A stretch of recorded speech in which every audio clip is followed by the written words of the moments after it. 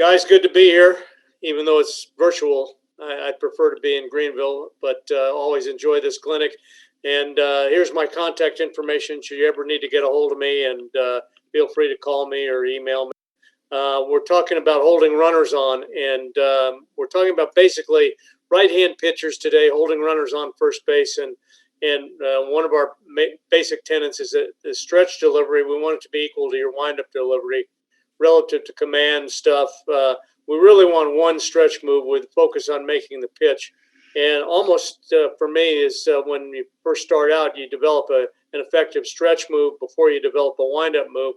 Many of your big pitches in the game are made out of the stretch, even though leadoff hitters are really important in terms of preventing runs. But again, we don't want to have a three delivery type mix, windup, stretch, and then some type of stretch delivery in a running situation, because usually that's your third best delivery. So we'd like to have just a windup and a stretch. Most big pitches in the game, as I said, are made out of the stretch.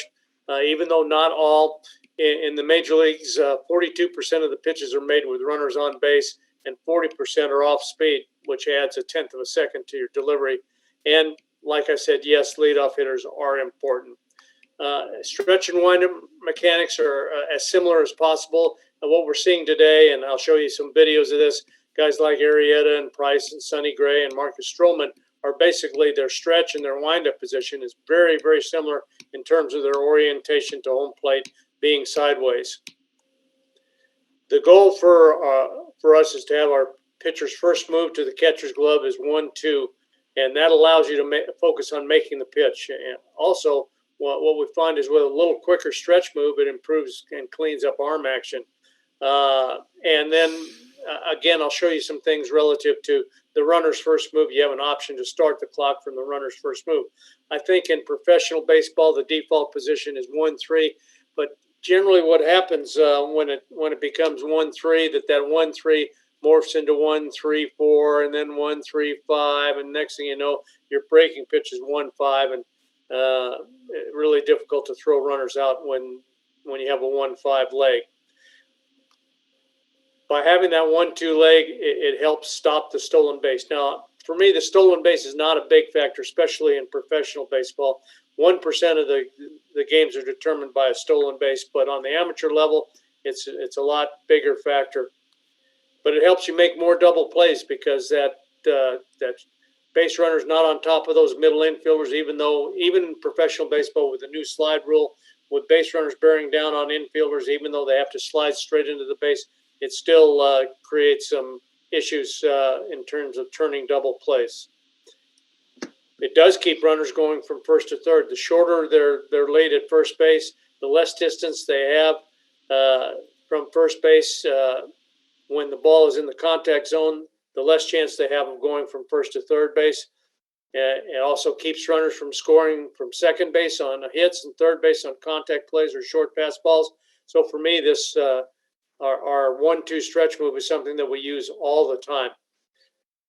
It increases your chance of getting the lead runner out on a sacrifice bunt, even though that's not our number one priority, but it gives you a better chance to do that because of a shorter primary and secondary lead. And then on balls in the dirt, it shortens their distance between first base and second base if the ball's in the dirt. And also it's a go-to when you're getting hit out of the windup. Sometimes when things aren't working out of the windup, I'm going to change things. Maybe it creates more deception or timing problems for hitters. And we're seeing a lot of pitchers that only pitch out of the stretch. Here is a little comparison of what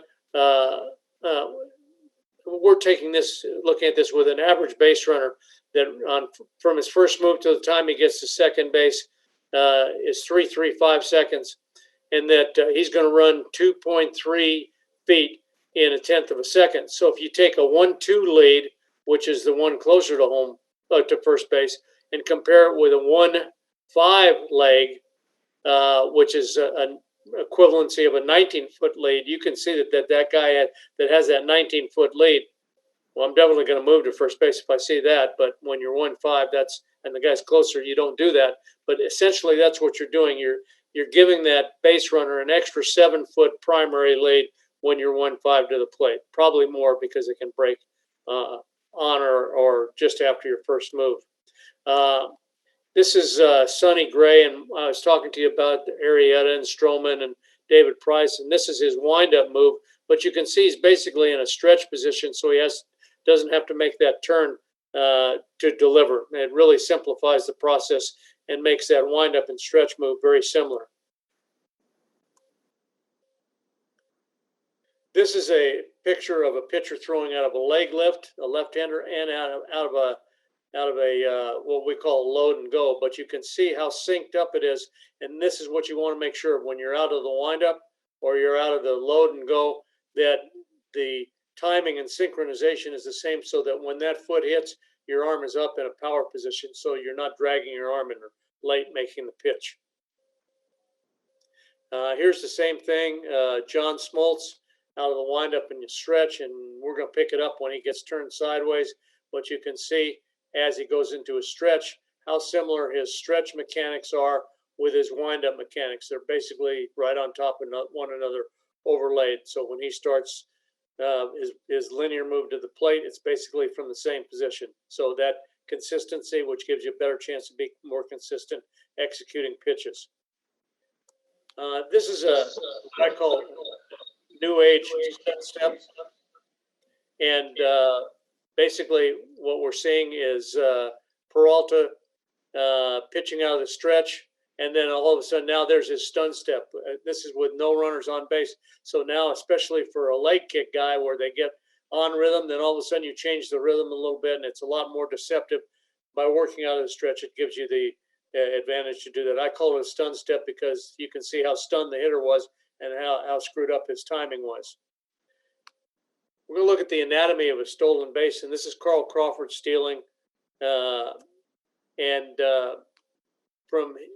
Carl was a premium runner, and this against Jorge Posada, and he was a 3-2-3 first move to second base. And again, we talked about the major league average being 3.35. When we're talking about stolen base, we're just talking about time and distance. The pitcher's break time in this video from his first move to the glove was 1.47. His break move from the runner's first step to the glove, because the runners don't normally break until you get your leg elevated to parallel to the ground, is 1.33. But even that is not going to be enough to throw Carl out, and you'll see that. Posada's 1.9 glove to glove. This is an exceptional glove to glove time. The average big league glove to glove time, regardless of what all those showcases say, is 2.01, average big league thrower. And then the tag takes a 17/100ths of a second, so the total is 3.40 versus 3.23. No chance to throw him out. And you're going to see that Posada makes a really good throw in this situation and still has no chance to throw Crawford out just based on the elapsed time.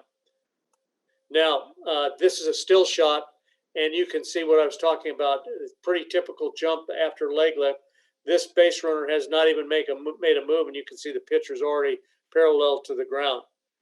So this is more of a coaching point for your base runners in terms of reading pitchers a little bit better and better anticipation. Talk about the physical side of the 1-2 leg, and we're talking about 1-2 fastball. A breaking ball is going to be about 1/10 of a second slower, and really what we're trying to do is to convert linear momentum into rotation.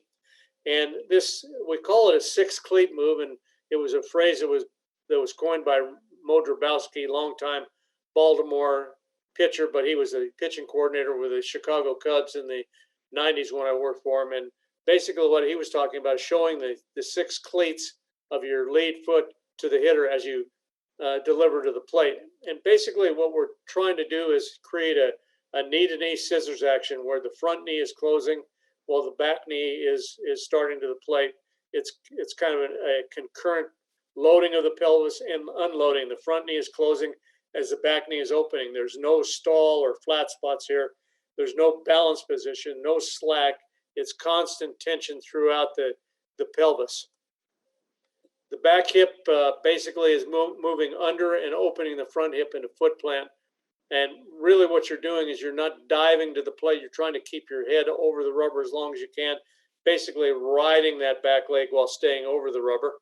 and then we're creating some torque in the middle and driving the energy into the ground before moving it up the chain. So it's starting in the middle, it works its way down into the ground, and then back up through the chain, and just like games are won in the middle of the field and through the middle of the body.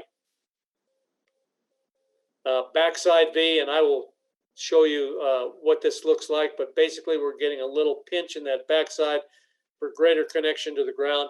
It's kind of like a Formula One race car. That's my analogy or the metaphor, that those cars are very light and they've got huge horsepower.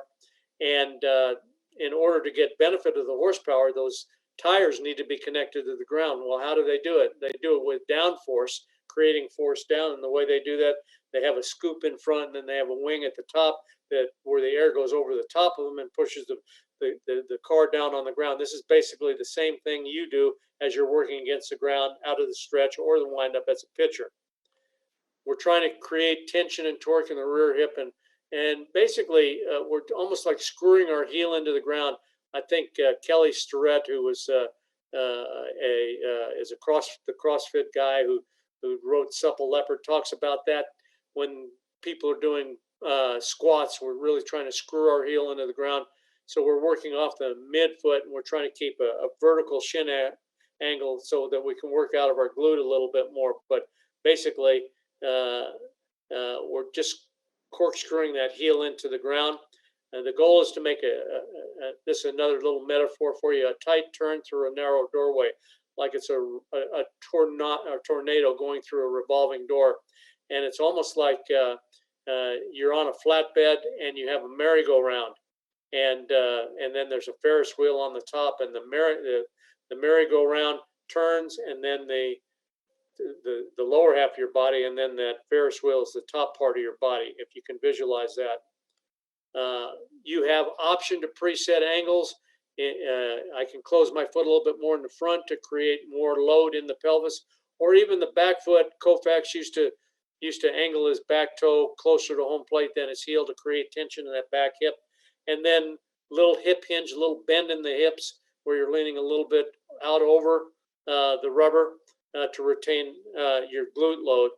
And then along with this 1-2 hold or 1-2 glove to glove, we can vary the tempo of our delivery so it's not predictable. Holding the ball a long time to create tension, or quick set before the runner's ready. And basically what that does is stop their movement and their rhythm. But it also impacts the hitter, because sometimes when you change that tempo as a pitcher, it also changes the loading tempo of that hitter, and so we can create timing problems for them. We develop this ability to long hold or quick set when we're repping it in sides and flat grounds. Now the hand action, there's two different types of hand actions. One is setting kind of mid-chest or above, and we're just kind of breaking the seal, taking the ball down out of the glove. We're setting a little bit lower and lifting as our leg lifts from below the sternum. And this is very individualized based on how the pitcher organizes his body to get to a 1-2 leg where he can synchronize that lower half and upper half. And again, synchronization is the key. Here is a still picture of that sixth cleat scissors move. You can see the sixth cleat of the stride foot is going at the hitter, visible to the hitter. And what that does is bring the front knee to the back knee. But also while that front knee is going towards that back knee, you're going to see this load, unload action at the same time. Okay, and it's kind of a load and go with scissors knee action. And here is more of a horizontal load where the stride leg knee is moving to the throwing arm shoulder as the back knee is moving to the plate. And the head is over the rubber and the hips are leading to the plate to reinforce that ground effect. And then you'll see the backside, little V there, where as he initiated his delivery, you can see the V on that back hip. And he's square, slightly closed front side, but you also see it's a very narrow base, so he doesn't have a long way to go to load things up. If you're really a wide base guy and it takes you longer to get back and load, that just gives the base runner that much more time to read and gain distance. Okay, here's that back foot angle to pre-tense that backside. You got to watch here that you don't get too quad dominant, and every pitcher's a little bit different. You just got to, it's a trial and error situation. This is, we talked about that hand separation. Now, this pitcher starting his hands high, just above his sternum, and he's just kind of like he's taking the seal out of a bottle. And as he starts to load, the hands are separating down out of the glove. And here's Roger Clemens throwing a side. Let's see here. Here we go. And you can see now he goes a little bit vertical and then separates, but he's basically breaking the seal. And the second separation is kind of a lift. You can see when the leg's lifting, the hands are lifting, so everything is in sync, that they're working in concert. And here we're going to see Michael Walker in just a second, I think.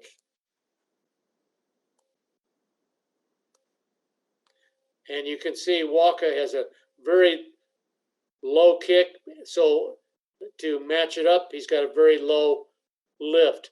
But you can see the lower half is lifting and the hands are lifting. So everything's in sync so the arm doesn't lag. And here's Dallas Keuchel. And he's basically into a load and go, but it's a vertical load. He's not rotating back at all. He's just getting down, sinking into his glutes a little bit. This is a 1-1-2 glove to glove. He gives up like 0 stolen base attempts. I think this particular season there were like 3 or 4 attempts. I'm not talking about stolen bases, but attempts. This is some things that we try and avoid. And this first one, and you see this a lot, is this kind of head bob, and the head has to come up to pitch.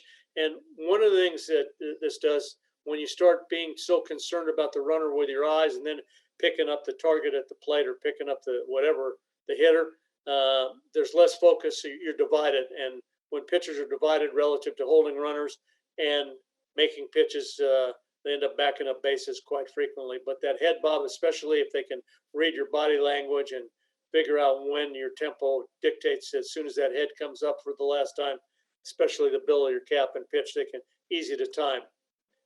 This is one that on the surface, it looks like it's pretty good because it's a load and go. But if you watch, you can see what's happening now as a base runner. If they key on the pitcher's rear end, and you can see how he's sinking into his legs, and it's an easy key for base runners to leave now before he even starts his linear move to the plate. And this is one we're seeing more and more now because our mental skills guys are talking about pre-pitch routines and breathing being a big part of this pre-pitch routine. And so you can see that guys are taking that deep breath, and you can see the shoulders going up and down. And what happens is they time that, and they know how long after your shoulders come down you deliver. Now, if you vary the tempo, well, you have to vary the tempo if you do this in terms of long holes and quick sets, then you don't become predictable. And this next one is a leaner. Again, this is another fairly quick move to the plate if you timed it out glove to glove. But if you see those hips start to lean, and there's not a quick enough transition from load to unload, it's just kind of lean and go. And if the base runner just watch your rear end or your belt line and sees you lean before you even lift your foot up, he can start to go. And this is we see this very frequently with young pitchers where they're open so they can see the base runner. Again, that divides them, but it's a real easy key for the base runner because all he does, he reads that front shoulder. As soon as the front shoulder moves away from him, he's gone.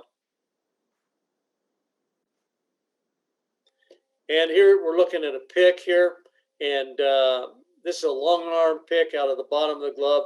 To me, this is not effective because we have no chance to pick this guy off here.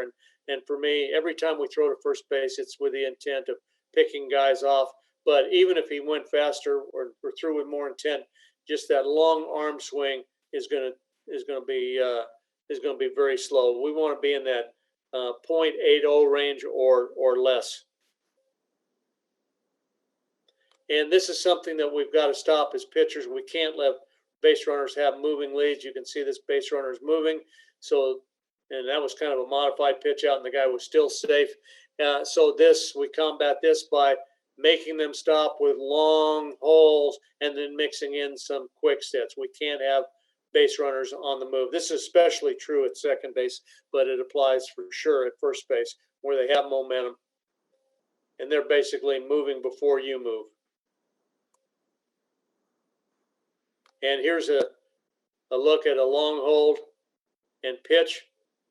Okay, this is from a lift, and it's a 1-2-1 to the plate. You don't know that, but I did time it out.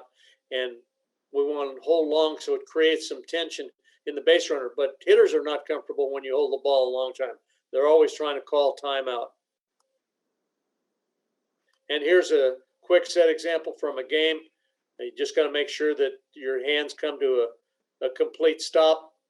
And so now what happened here, this base runner, and I'm the supposition that the catcher double pumped, but the base runner ran and he didn't have a good jump, and catcher was able to double pump and still throw him out because the quick set surprised him. It was not a hit and run, it was a straight steal, yet he didn't choke it off and he ran anyway. So these changes in tempos really will help you holding runners.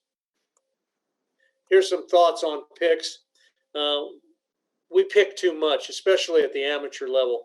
The game goes too slow. You got your guys standing out in the field forever, and it really kills them more offensively than defensively, because by the time they get back to the dugout after a 20-minute inning standing in the field, they're not ready to hit. So what we're trying to do is reduce the number of picks. It gives them less info, better tempo to the game, and it gives you more chance to focus on the most important thing you have to do as a pitcher, and that's make pitches. I alluded to this before, but a move only, pick the runner off. There are times where guys will pick to first base because they don't like their grip or they don't like the pitch, and then they go through the whole process. But basically, if I'm going over there, I'm going over there to get him out and pick him off. Like to use your shake off on occasion, especially if it's a steal situation when I'm picking, because a lot of times when a base runner sees you shake off, that solidifies his commitment to steal, because guys don't shake off picks or pitch outs. They shake off locations or pitches, so they feel like you're not going to pick, so they're more likely to run and maybe even gamble and give you a better chance to pick them off. Ball up out of the glove. As a matter of fact, you can separate first, and I'll show you some pretty good moves as we move on here. And I really like to start with a ball in my hand, because sometimes you want to make a move on the way up or on the way down and have the ball in your hand, or when I'm looking in for signals. If you do that, you have to practice ball security so you're not giving away pitches by showing the hitter, base coaches, or base runners grips. Talk about following your pick to reduce balks. It also sets up what we have, the little phase 2 pick that I'll show you. And then narrow base, because a narrow base also gives you a quicker glove-to-glove time, but it also gives you a narrower turn radius and allows you to gain ground with both feet, and it makes for a quicker pick. And then I encourage pitchers to pick on their own.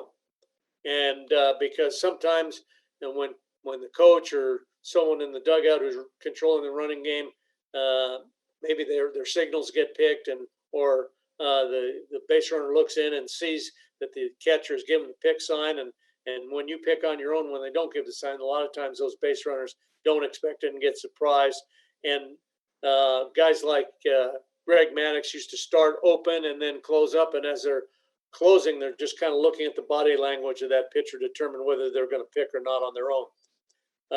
If it's a close play, adjust on the rubber, especially if you're working from the third base side of the rubber and sliding over 18 to 24 inches on the first base side of the rubber. You get the ball there that much faster, especially if it's a close play. It might help you. And then I always talk to the infielders about having their eyes in the dugout and on the catcher signals, so they're anticipating picks. We should never have a shortstop late to second base covering when we pick a guy at first base and maybe he breaks on first move. This happens a lot with left-handers, but you know when the pick is coming, so you never be late. And occasionally, if you're playing super pull, it's going to be the second baseman, but most of the time, we'd like it to be that shortstop because it creates a clean throwing lane for that first baseman. And then throwing strikes is really important. That's, it doesn't take genius to know that, but strike one brings the pitch out into play. When you're consistently behind in the count, then the pitch out doesn't become a factor. And the role of the catcher on picks and pitch outs and modified pitch outs, catcher picks are important because that controls secondary leads and pitch outs and modified pitch outs. I'll show you what I'm talking about when I talk about modified pitch out and explain that. And then as a catcher, this is more for our catchers, but again, they're a big piece in stopping the running game. If the runner has a good jump, make it a close play. If you can make it a close play, the next time that guy who is probably a base stealer gets on and is intent on stealing, he'll think back on the last time. Hey, I had a super jump and it was a close play, so they try and get a perfect jump or a better jump. And in the interim, maybe I buy a couple of pitches, maybe one of them produces a ground ball double play. And then defending the movement before action steal at first base only. Again, we saw that movement, and that's what base runners are trying to do, and they're getting this little vault or leap steal because the pitcher's very predictive on how long he holds the ball. So they time you out, and they'll break or leap or vault a count before you start to deliver. So you got to make sure that you vary that hold time. And then accurate picks into the tag zone, and that's critically important when that first baseman has to move his glove a long distance to make the tag. The other thing, at first base, we like to have our first baseman off the line and off the base because we'd like to have him tag before the runner gets to the base, because if he tags at the base, every play is going to be a close play. And I'm going to show you some examples of that. This is especially true at second base. We like that second baseman up in front of second base as opposed to straddling, because then a lot of wide throws toward first base. He's still got the chance to make the play. He's not running on a collision course with the runner, because when he straddles the base, he's right in line with the runner, and making tags before they get to second base. And plus, you're not taking on the slider straight on. You're tagging that guy from the side before he gets to the base. This is just a little drill that we like for that narrow base pick. Just a little hula hoop drill where we work out of the hula hoop. So you can see he's following his pick. He doesn't just pose there. We don't want the umpire to see where his feet are necessarily and call a balk. And again, this is kind of the phase two of that hula hoop drill, just working on quick feet and quick turns. And we're always taking that ball up out of the glove. And here's an A move. This is Julio Teheran, and I'm gonna stop it here, and I'm gonna show you just what he happens to do. Let me back it up just a little bit, and what I want you to do, I want you to watch his front knee, and this is the big leagues. They got 4 umpires there, and they let guys do this. Just watch his front knee. Oh man, here we go. See if we can time this out. A little knee break there. We'll have another one that'll show it to you a little bit better. But it's a short, quick, up out of the glove move and right in the tag zone. Now Freddie Freeman happens to be holding him on. You can see it's a close play at the base. I'll give you a better option and a different look as we go. Here's Verlander picking on the way up, and you can see if you watch that base runner's foot right there moving towards second base. He's getting his leg late, and you can see he's got a little step there. And for me, I want to have a specific signal for my different picks. My regular pick, my long hold, quick pick, move on the way up or on the way down, looking in as I'm getting signals, or just picking like this, way up or way down.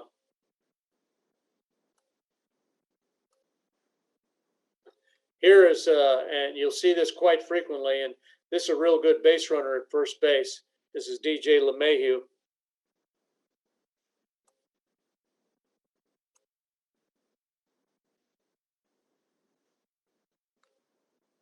And what DJ is doing there, he's kind of looking in for signals. If you don't have the ball in your hand, you can't make this move. And pretty good chance that this came off of a catcher's glove flick there, and you can see the accuracy of the pick, but DJ's probably a little bit divided there, trying to look in to see if it's going to be a breaking ball or even a pick.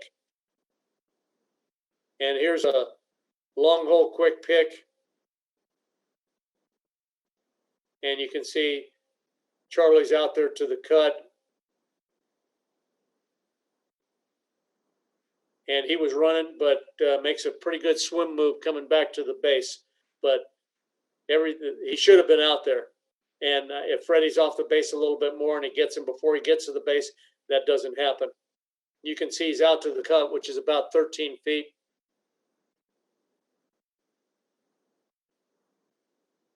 And this is long hold, so he created some tension there. And this is high set, and taking the ball up out of the glove, and you can see where Rizzo there. You can see where Rizzo is off the base there, and he's making the tag on the hip there. And that's D. Gordon, base stealer. And so at the base, he's probably safe, but he gets him before he gets to the base. And you can see with this high set and the ball coming up out of the glove, there's no wasted movement whatsoever. And here's Johnny Cueto, and he's the master of the balk move. I think I can show you what he does. It's pretty obvious. You can see that little break there, and there's a momentum there, and close play right at the base, short arm action, quick feet. And this is John. He works off the third base side and then moved over because he made a pick and the play was close. And then here is what I call phase two pick. Guy follows his pick. He goes and gets it. This is for that arrogant, cocky guy who's going to show you that bounces up off the base. And that pitcher's just really, as he's walking back to the mound, he's just keying on his third baseman who's going to just drop glove. You know, he's got the ball up high so he can make a quick pick. And sometimes those guys get up and they're not paying attention, or they're looking for signals, or they're cleaning themselves off, or they're just trying to be arrogant and show you that you can't hold them on. And so this is a nice little secondary pick to have. You can have this at any base. And this is a still picture. This pitcher has moved to first base, and the hitter's in the batter's box. And I want to pitch right now. I don't want to wait for that base runner to get a lead, because it makes the double play easier. If it's a base hit, tougher to go first to third and ball's in the dirt. So I move to first base, and if I've ID'd that base runner or hitter as one who doesn't step out and wait for the base runner to reestablish his lead before he just stands in the batter's box, then I want to go right back and basically we're quick pitching the base runner. Okay, here's that tag I was telling you about, and this is Belt, Brandon Belt. You can see he's off the base and up the line. The advantage of being off the base too is it puts you closer to the four hole, and more balls are hit in the four hole than in between the first baseman and first base, and takes a lot of pressure off the second baseman. You can see if he's making that tag at the base, he'd be safe. And being up the line a little bit, and with a right-hander, basically I'm making my tag with my back to the runner, depending upon how far off I am and what the first baseman's comfort is with that. Here's some combinations of picks and pitches. Mix in a long hold pitch with a quick set pitch. So I hold the ball quick, and then that base runner gets out there expecting me to hold, and sometimes I surprise him with that quick pitch.